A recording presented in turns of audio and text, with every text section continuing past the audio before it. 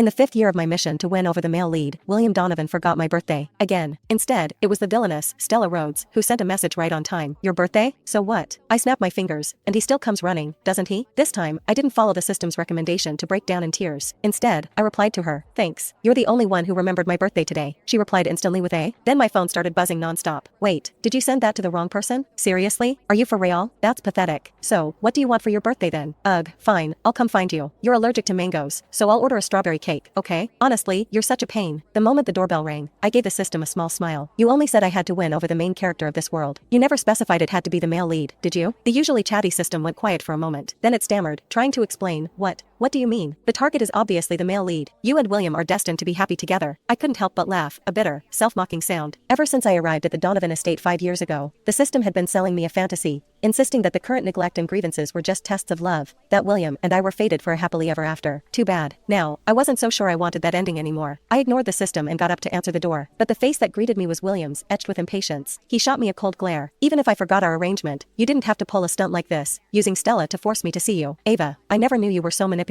I froze. To get him to spend this one birthday with me, I had worked almost non-stop for 3 months, finally achieving a breakthrough in Donovan Corp's chip development. William had been ecstatic. He asked me what reward I wanted. I had timidly asked if he could spare one evening for me. He agreed readily, and I was overjoyed, thinking our relationship was finally about to take a step forward. I never expected to be left waiting for nothing, only to be met with his breezy, I forgot. The click of high heels sounded from behind him. Stella, holding a massive cake box, was panting as she reached the 6th floor. She stood awkwardly between William and me, a strange expression on her face. So, you didn't stand me up to be with her. You just completely forgot it's Ava's birthday today? William frowned. Why would I need to remember her birthday? Stella turned to look at me again, her expression complicated. After a moment of tense silence, William looked down at me, his voice condescending as if granting charity. Considering your dedication to Donovan Corp, if you have a wish, just say it. I looked up, meeting his eyes. Any wish? William paused, unconsciously rubbing his nose and looking away. Of course, the system screamed in my head. OMG, OMG, he's blushing. Did you see that? Quick, tell him you don't want anything, just for him to spend one day with you. But I just looked at him quietly for 2 seconds and took a deep breath. Then could you give me some money? William's smile froze. What? I lifted my eyes calmly. Give me some money. I need to pay my rent. His face instantly darkened. He ground his teeth. So your true colors are finally showing. And you claimed you weren't after my money. William's fists clenched, cracking audibly. He sneered. Too late, Ava. You want to be Mrs. Donovan, don't you? Then you'll spend the rest of your life slaving away for Donovan Corporation. He turned and stormed off, leaving Stella to awkwardly hand me the cake.